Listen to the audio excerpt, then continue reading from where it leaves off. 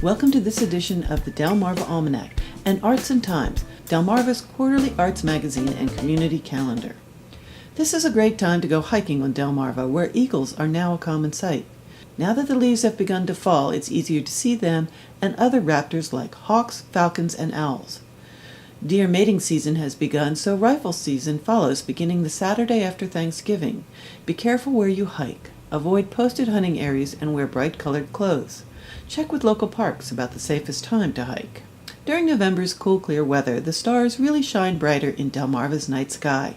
November 5th and 6th is the peak of the Taurids meteor shower, though those meteors may be harder to see because the moon will be full on the 6th.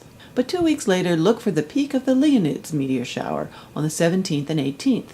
The sky will be a little darker, with a waning moon reaching the new stage on the 22nd.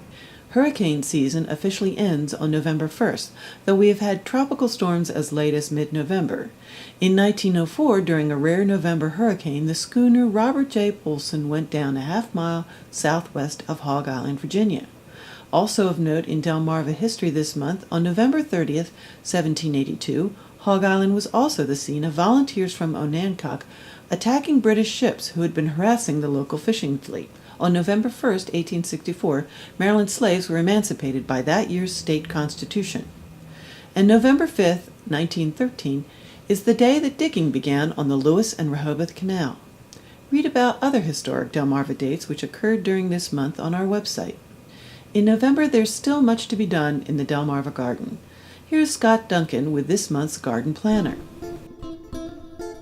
Did you know that in Maryland, using fertilizer between November 15th and March 1st is now prohibited?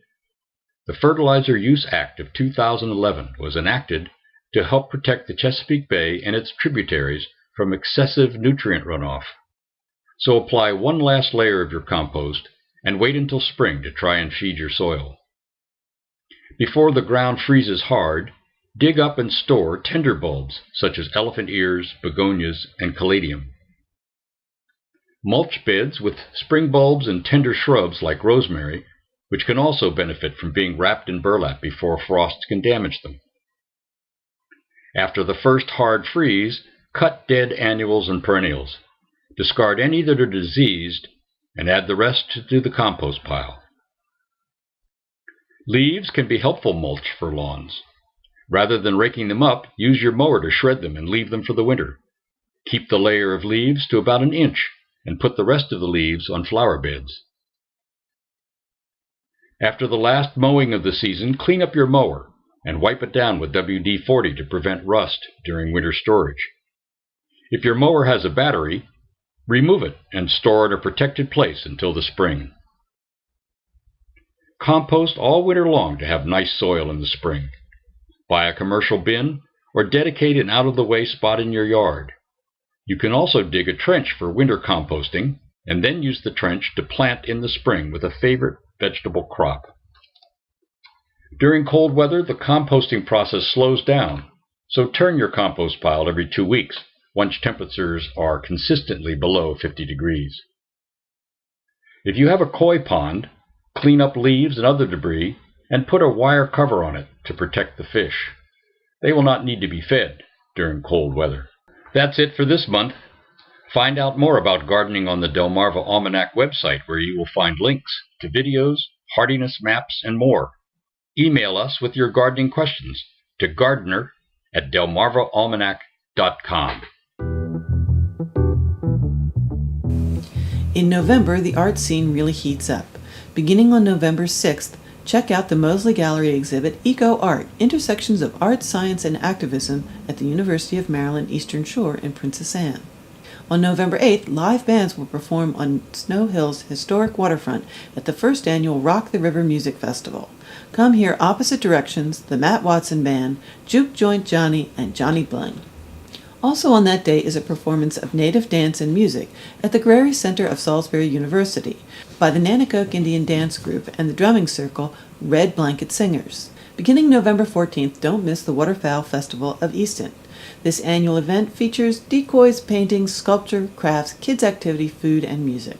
Also that weekend, the Brown Box Theater returns to the Ocean City Arts Center with their performance of the comic play Blue Window. It's about colorful characters before, during, and after a Manhattan dinner party. On November 20th, the annual Winterfest of Lights begins at Northside Park and throughout the town of Ocean City. For the next month and a half, see fabulous lighted exhibits of your favorite fairy tales and bring the kids to meet Santa.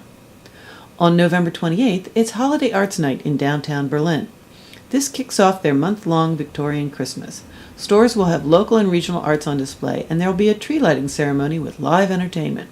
The Saturday after Thanksgiving, November 29th, is Small Business Saturday. The big box stores get all the Black Friday hype, but Delmarva's downtown shops need you and you need them. Why not support local small businesses by buying holiday gifts at a place where you can find something more personal and uniquely Eastern Shore? Every month enjoy a great night out while supporting local arts districts. Galleries and shops stay open late. Opening receptions feature special exhibits and a chance to meet local artists. Often there's free entertainment and snacks. On First Fridays, enjoy receptions at the Ocean City Center for the Arts, or Arts on the River in Snow Hill. On Second Fridays, take your art stroll through downtown Berlin. And on Third Fridays, the place to be is the Downtown Plaza in Salisbury. Other towns with monthly art strolls include Cambridge, Chestertown, Chincoteague, Denton, Easton, Dover, Milford, Millsboro, Onancock, and Rehoboth Beach. Art strolls are definitely a habit worth forming. Pick up the print edition of the Arts and Times calendar, which covers the lower eastern shore of Maryland. You can find it at most galleries and cultural attractions in Somerset, Wycomico, and Worcester counties. Visit artsandtimes.org for details and contact information about all these events and many more, including classes and workshops for people of all ages. In the next clips of this playlist, meet Michelle Green, a plein-air painter whose studio is the wide-open marshland of Delmarva. And hear tales of Snow Hill. Nestled peacefully on the Pocomoke River, Snow Hill has a storied past with some very interesting characters who spent time there. The print publication of Arts and Times and this video are sponsored by Worcester County Tourism. Visit the beach and beyond. Thank you for watching. This has been a Moonshell production.